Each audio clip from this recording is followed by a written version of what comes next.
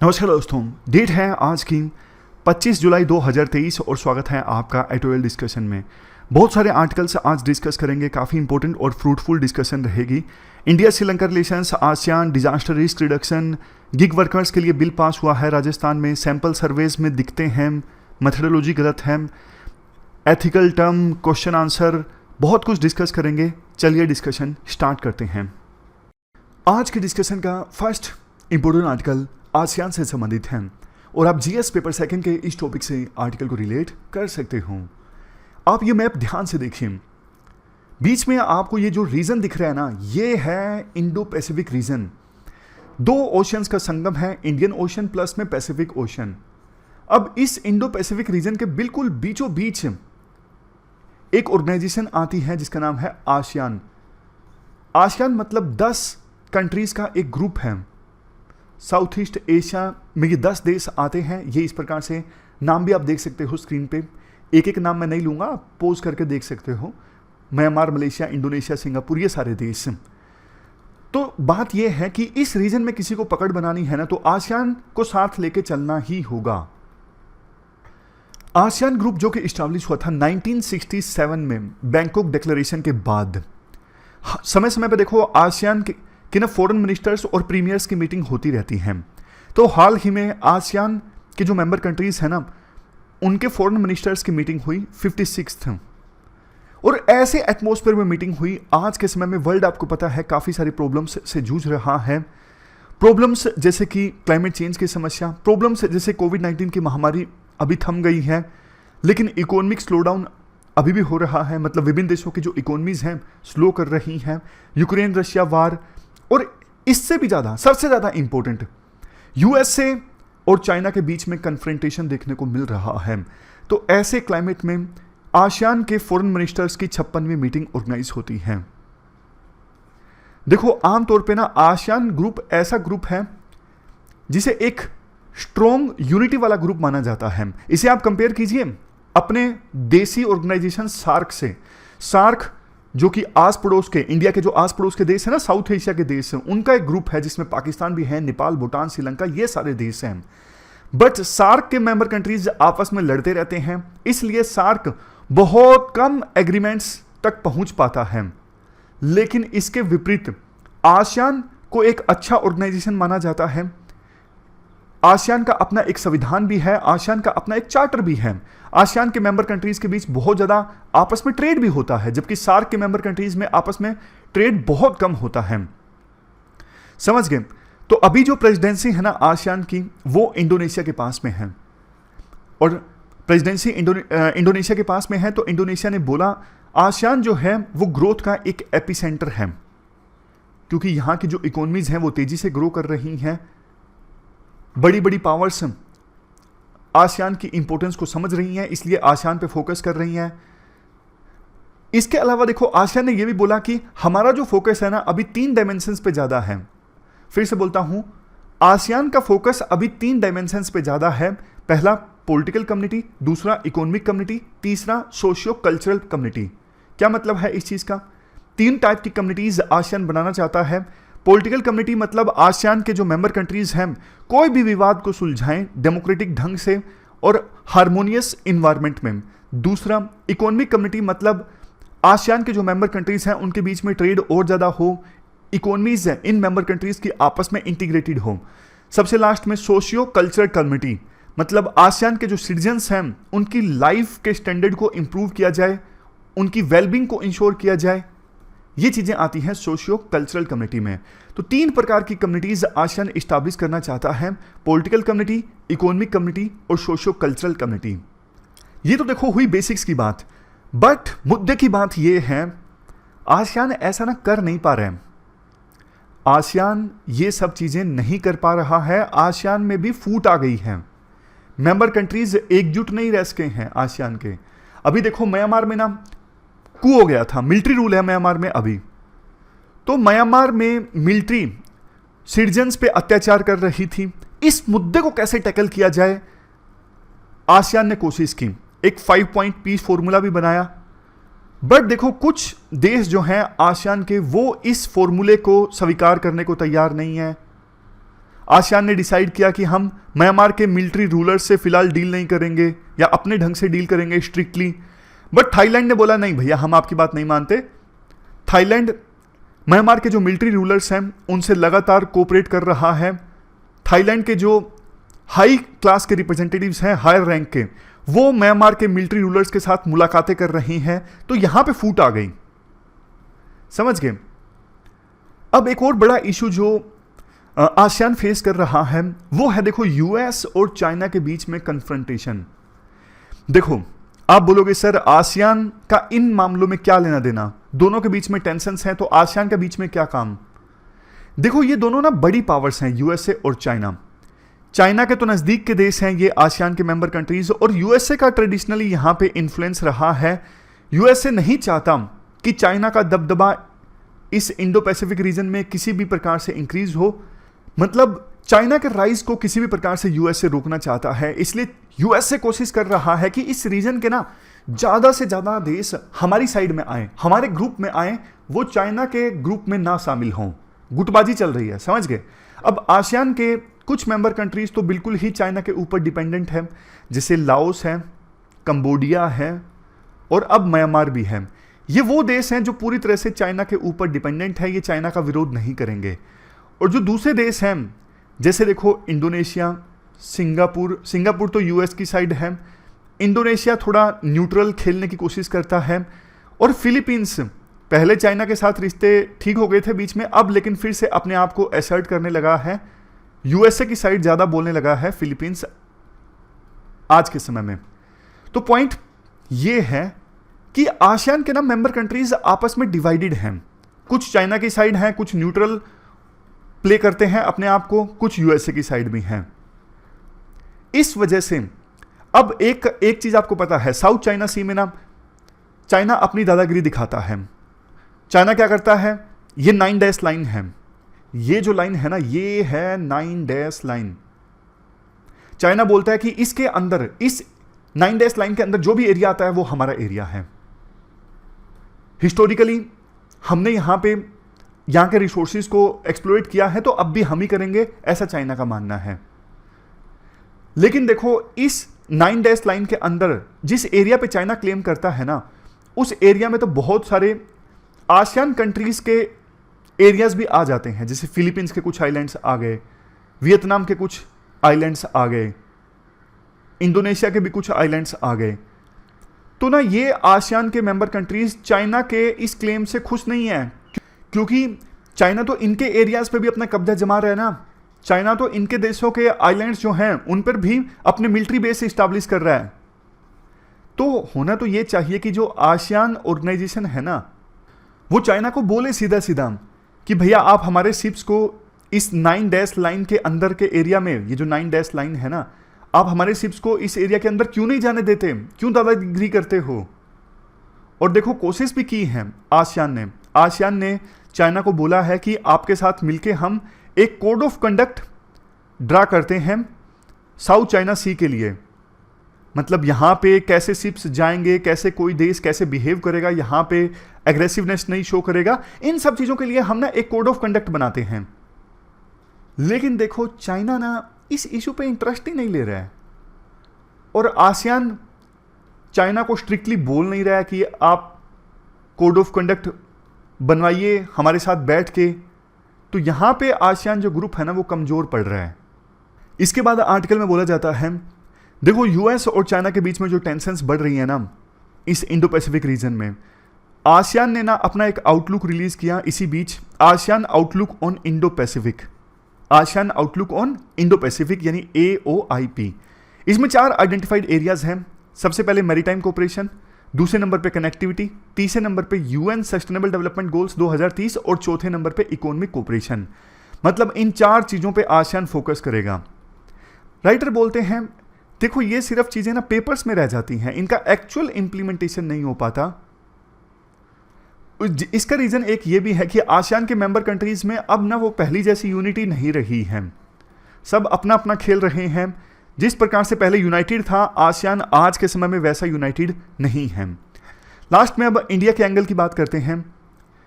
देखो अभी हाल ही में हमारे विदेश मंत्री भी आसियान की मीटिंग अटेंड करने के लिए गए।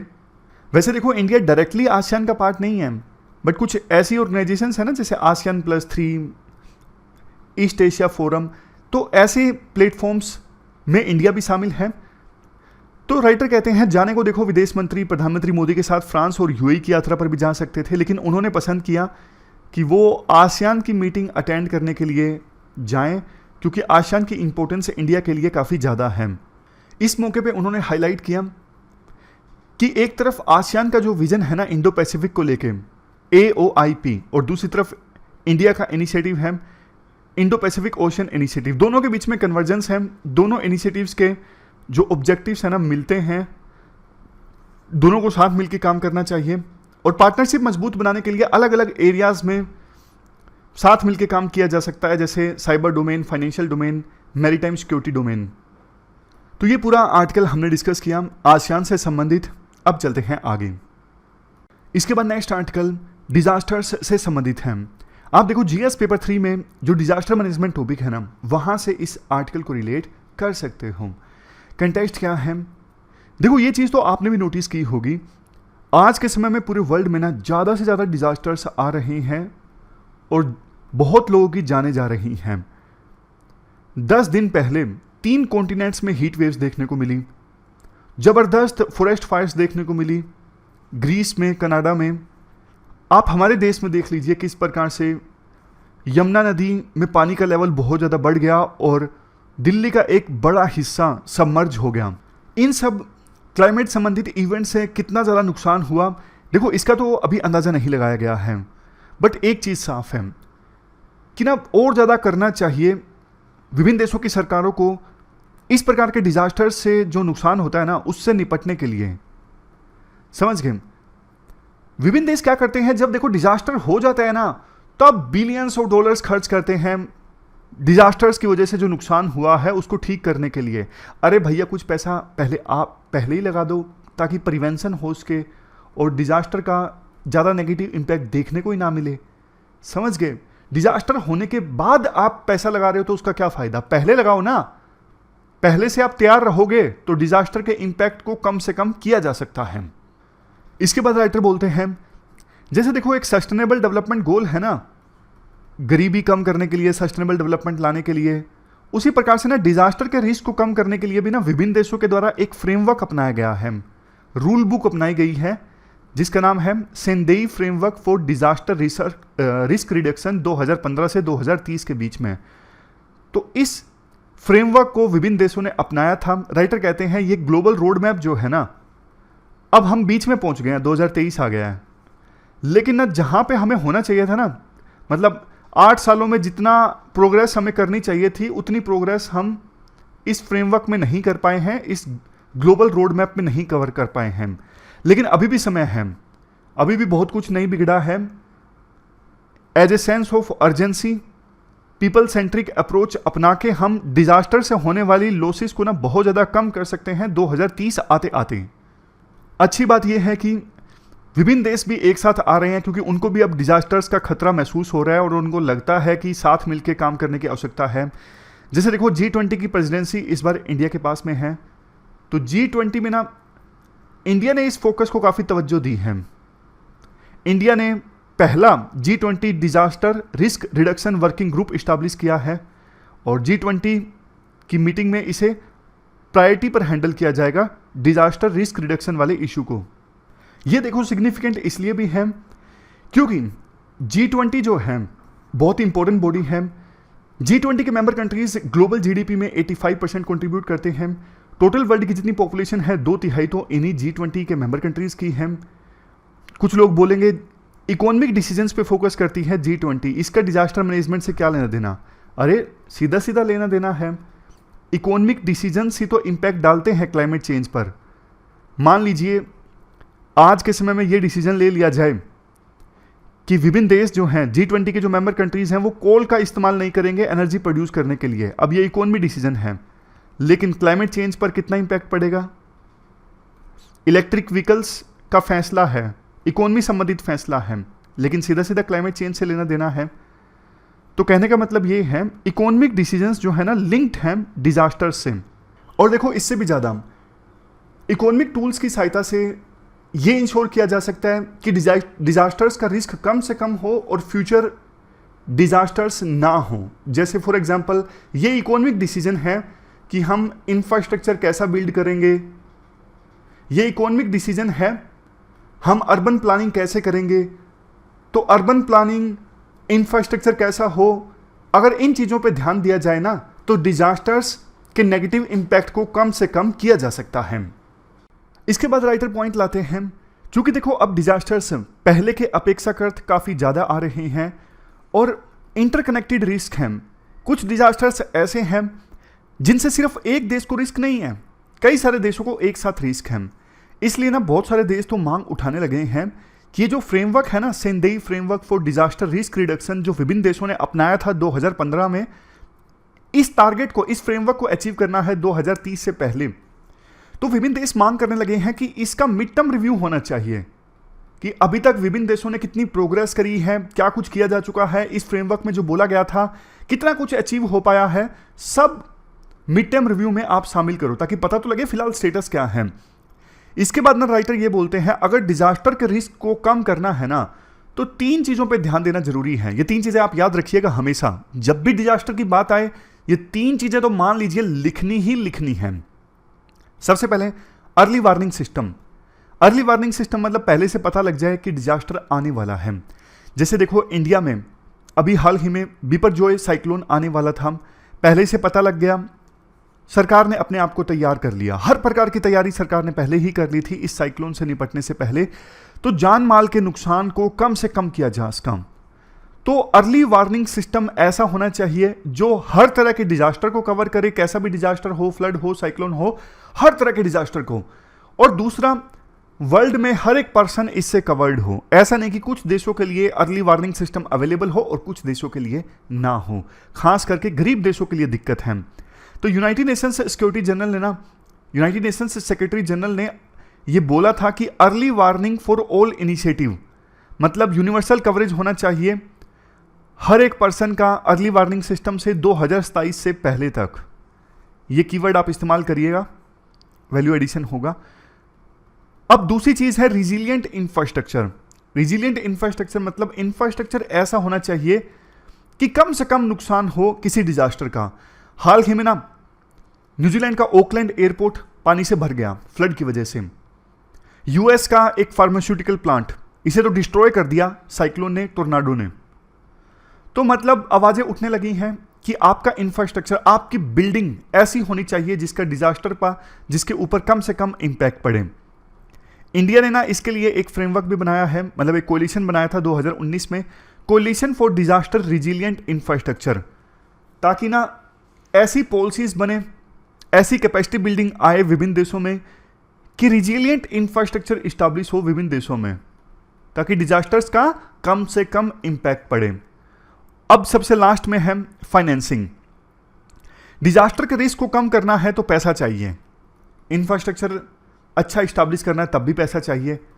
सारा पैसा देखो सेंट्रल गवर्नमेंट नहीं इस्टेब्लिश करते, नहीं दे सकती, तो ना कुछ पैसा देखो प्राइवेट सेक्टर की तरफ से भी आना होगा, क्योंकि वो भी रिस्क को इंक्रीज करते हैं। डिजास्टर के रिस्क को प्राइवेट सेक्टर इंक्रीज करता है, तो इसलिए रिस्क को कम करना है तो प्राइवेट सेक्टर को भी पैसा देना होगा। दूसरा, इंडिया ने एक अच्छा काम किया कि सारा पैसा यूनियन गवर्नमेंट से ना जाए, स्टेट गवर्नमेंट से और लोकल बॉडीज भी डिजास्टर के रिस्क को कम करने की दिशा में काम करें। तो यही चीज जो है विभिन्न देशों के द्वारा भी अपनाई जा सकती है कि फाइनेंसिंग जो हो डिजास्टर रिस्क के कम करने के लिए वो अलग अलग सोर्सेज से आए। तो ये पूरा आर्टिकल हमने डिटेल से डिस्कस किया डिजास्टर रिस्क रिडक्शन से संबंधित। चलते हैं आगे। इसके बाद नेक्स्ट आर्टिकल इंडिया और श्रीलंका रिलेशंस से संबंधित है। हाल ही में श्रीलंका के प्रेसिडेंट भारत की यात्रा पर आए। आप जीएस पेपर सेकंड ये इस टॉपिक से आर्टिकल को रिलेट कर सकते हो। देखो, श्रीलंका के प्रेसिडेंट की जो विजिट रही, इसके बाद एक जॉइंट स्टेटमेंट रिलीज किया गया, joint statement on economic cooperation. Statement का नाम था promoting connectivity catalysing prosperity India Sri Lanka economic partnership vision. इसमें बोला गया इंडिया और श्रीलंका 5 एरियाज में अपनी रिलेशनशिप को मजबूत करेंगे, मैरीटाइम, एयर, एनर्जी, ट्रेड और सबसे लास्ट में पीपल टू पीपल टाइज। बहुत सारी और भी अच्छी अच्छी बातें बोली गई, जैसे इंडिया पोर्ट्स डेवलप करेगा श्रीलंका में, एयरपोर्ट्स डेवलप करेगा, फेरी सर्विस मतलब पैसेंजर्स को लाने के लिए और ले जाने के लिए बोट जैसी जो सर्विस होती है ना, वैसी फेरी सर्विस और ज़्यादा चलेंगी इंडिया से श्रीलंका में। और ख़ास करके श्रीलंका का जो नॉर्दर्न पार्ट है और ईस्टर्न पार्ट है, यहाँ पे ना तमिल रहते हैं और तमिल माइनॉरिटीज़ हैं श्रीलंका में, तो इनके ना रिलेशंस हैं तमिलनाडु में रहने वाले तमिल्स के साथ में। तो फेरी सर्विसेज यहाँ से इंडिया के तमिलनाडु से निकलेंगी और श्रीलंका के नॉर्दर्न और ईस्टर्न पार्ट तक पहुँचेंगी। ट्रेड और ज़्यादा इंक्रीज किया जाएगा। इंडिया श्रीलंका की इकोनॉमी को सपोर्ट करेगा। श्रीलंका की इकोनॉमी कोलैप्स कर गई थी पिछले साल, डेट काफ़ी बढ़ गया था, कर्ज बढ़ गया था श्रीलंका के ऊपर और श्रीलंका उस कर्ज को नहीं चुका पा रहा था, श्रीलंका की इकोनॉमी कोलैप्स कर गई। अब श्रीलंका डेट को रीस्ट्रक्चर करने पे काम कर रहा है। डेट को रीस्ट्रक्चर करना मतलब जो लोन वापस चुकाना है ना, उस पर थोड़ा इंटरेस्ट रेट कम कर देना, थोड़ा देर से चुकाना कर्ज, जो इंस्टॉलमेंट है वो थोड़ी कम कर देना, ये सब चीज़ें होती हैं रीस्ट्रक्चरिंग में। तो डेट रीस्ट्रक्चरिंग पे काम कर रहा है श्रीलंका अभी। एक एमओयू साइन हुआ, जो हमारा यूपीआई है ना वो श्रीलंका में भी चलेगा। टूरिज्म के लिए फ़ायदा रहेगा, इंडिया से टूरिस्ट जाएंगे श्रीलंका में, यूपीआई से अपनी पेमेंट कर सकेंगे। इंडिया श्रीलंका के बीच में जो ट्रेड होता है वो इंडियन करेंसी में हो, इसके लिए भी एमओयू साइन हुआ। इसके अलावा टूरिज्म, कल्चरल और रिलीजियस ट्रैवल को कैसे इंक्रीज किया जाए, इस मुद्दे पर भी सहमति बनी कि और ज़्यादा तरीके खोजे जाएंगे। तो ये तो हुई देखो सारी अच्छी अच्छी चीज़ें, बट जॉइंट स्टेटमेंट में ना एक चीज़ पे चर्चा नहीं हुई, श्रीलंका का 13A कॉन्स्टिट्यूशनल अमेंडमेंट। देखो श्रीलंका में ना नॉर्थ और ईस्टर्न पार्ट में तमिल रहते हैं जो माइनॉरिटीज़ में हैं, और ना वहाँ पे ऐतिहासिक रूप से जो तमिल माइनॉरिटीज़ हैं ना अपने लिए ऑटोनमी मांगते आए हैं। उनको लगता है कि हमारे लिए जो सेंट्रल गवर्नमेंट है ना वहाँ की श्रीलंका की वो अच्छा काम नहीं करती, हमें ऑटोनमी चाहिए, हम खुद से खुद को गवर्न करना चाहते हैं। पहले तो LTTE यानी लिट्टे जैसी ऑर्गेनाइजेशंस आई, जिन्होंने बल्कि श्रीलंका से अलग होने की कोशिश की, लेकिन श्रीलंका की आर्मी ने काफ़ी साल चली इस मूवमेंट को कुचल दिया 2009 में और सिविल वार ख़त्म हो गया। बट अभी भी ये जो मांग है ना, हमें ऑटोनमी चाहिए, हम अलग से अपने आप को गवर्न करना चाहते हैं, अलग से सरकार चले यहाँ पे, अलग से हमारे पास पावर हो खुद को गवर्न करने के लिए। ये सब बातें श्रीलंका के संविधान के 13A कॉन्स्टिट्यूशनल अमेंडमेंट में भी बोली गई, लेकिन ना श्रीलंका की सरकार इस पर ध्यान नहीं दे रही है। और चूंकि देखो ये मांग श्रीलंका में तमिल माइनॉरिटीज़ कर रहे हैं और हमारे देश में भी तमिल्स रहते हैं तमिलनाडु में, तो तमिलनाडु ने प्रधानमंत्री मोदी से मांग की थी कि आप श्रीलंका में रहने वाले तमिल्स के लिए आवाज़ उठाइए। तो प्रधानमंत्री मोदी ने श्रीलंका के राष्ट्रपति के साथ जो मुलाकात हुई, इसमें श्रीलंका के तमिल इश्यूज को उठाया कि आप उनको ऑटोनमी दीजिए, आपने जो वादा किया था संविधान का 13A कॉन्स्टिट्यूशनल अमेंडमेंट, उसे आप लेकर आइए। लेकिन श्रीलंका के राष्ट्रपति ने कोई जवाब नहीं दिया।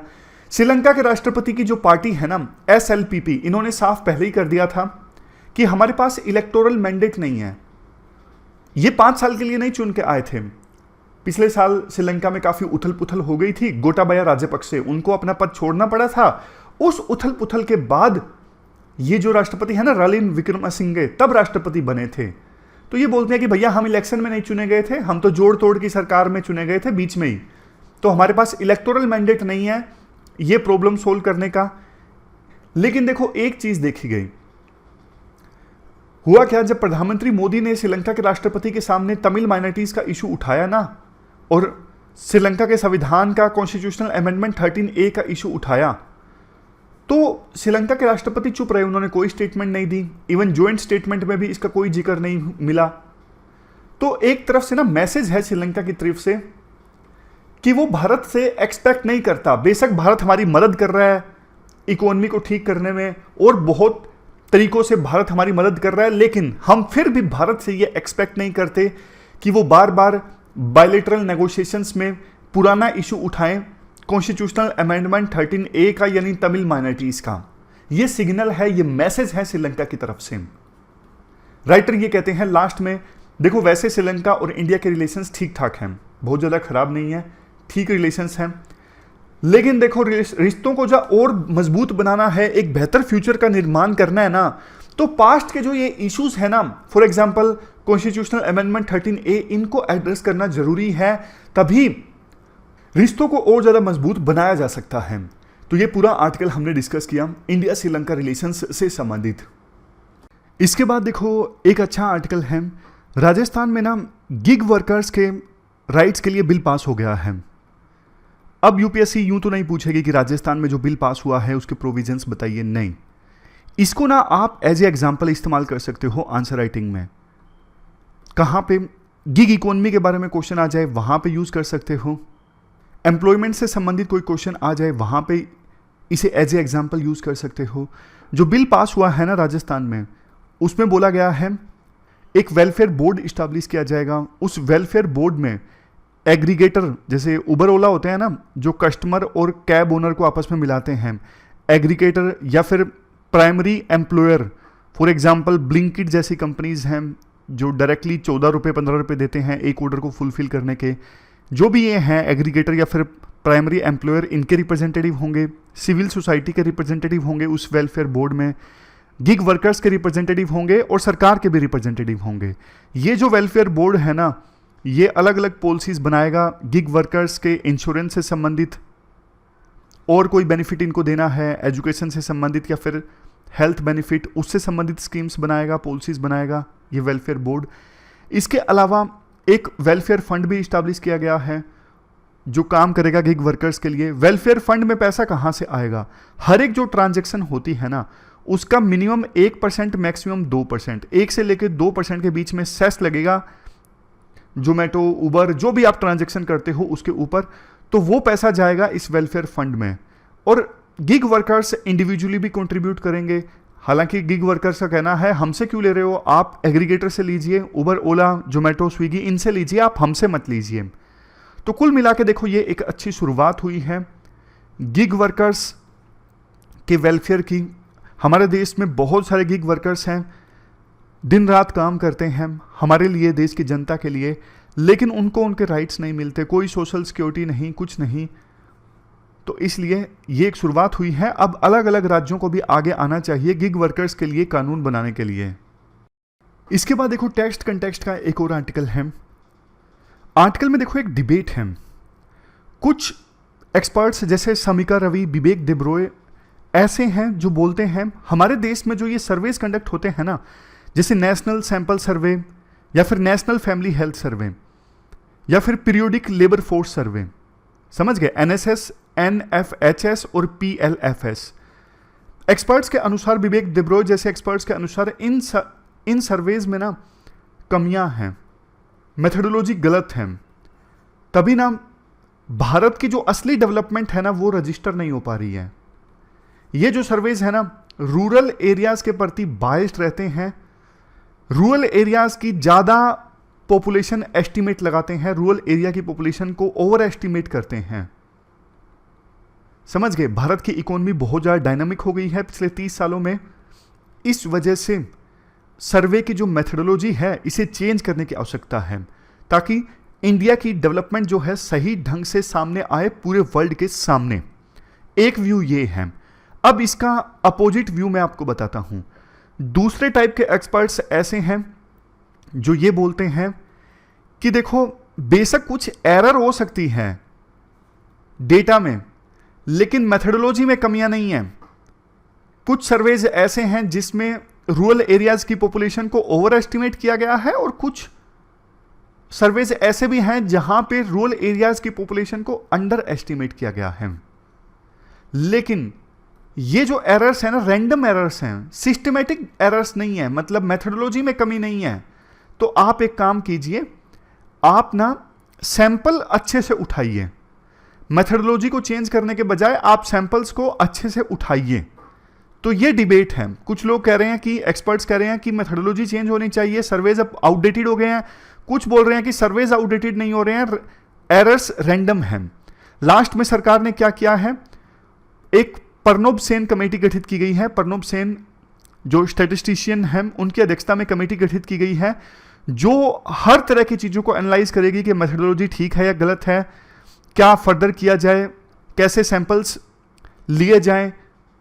देखो ये चीज़ ना इसलिए ज़रूरी है क्योंकि आपको पता है जो डेटा मिलता है ना डेटा काफ़ी इंपॉर्टेंट होता है, उसी डेटा के आधार पर सरकार पॉलिसीज बनाती हैं, स्कीम्स आती हैं, इंडिया की डेवलपमेंट जर्नी तय होती है उसी डेटा के आधार पे। इसलिए सरकार ने प्रणब सेन कमेटी गठित की है जो हर प्रकार की समस्या को एड्रेस करेगी, जो भी डिबेट अभी चल रही है इससे संबंधित। तो ये पूरा आर्टिकल हमने डिस्कस किया, आपको पता होना चाहिए एग्जाम्पल देने के लिए। इसके बाद आज की एथिकल टर्म देख लीजिए, ऑनेस्टी। ऑनेस्टी का मतलब है it is quality of standing bye truth और बीइंग ट्रूथफुल। मतलब आप ट्रूथफुल हो, सच्चे हो और सच्चाई के साथ खड़े हो, ये आपकी ऑनेस्टी को शो करता है। कल हमने इंटीग्रिटी के बारे में डिस्कस किया था और डिफरेंस भी जाना था। अलग से यूपीएससी ऑनेस्टी के बारे में पूछ सकती है। जैसे देखो, आप अपने पार्टनर के साथ, गर्लफ्रेंड बॉयफ्रेंड के साथ में बिल्कुल ट्रूथफुल हो, रिलेशनशिप में हमेशा सच बोलते हो, तो आप ऑनेस्ट हो। अगर आप रिलेशनशिप में डबल क्रॉस कर रहे हो, डबल गेम खेल रहे हो, तो इसका मतलब आप ऑनेस्ट नहीं हो। आप कमेंट बॉक्स में आप कोई पर्सनल एग्जांपल दीजिए ऑनेस्टी का। यूपीएससी इन चीज़ों पे बहुत फोकस करती है। Give personal example for honesty, how you are honest in your personal life. तो ये एग्जांपल्स आपके पहले से तैयार होने चाहिए। इसके बाद आज का क्वेश्चन है, यूपीएससी ने 2022 में पूछा था ये क्वेश्चन। वीडियो को स्टॉप करके क्वेश्चन को ध्यान से पढ़िए।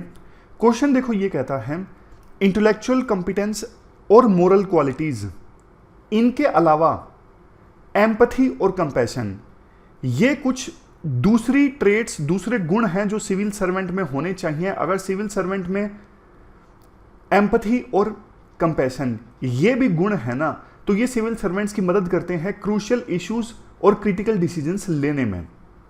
समझ गए? किन दो वैल्यूज पे फोकस है, एक एम्पैथी और दूसरा कंपैशन।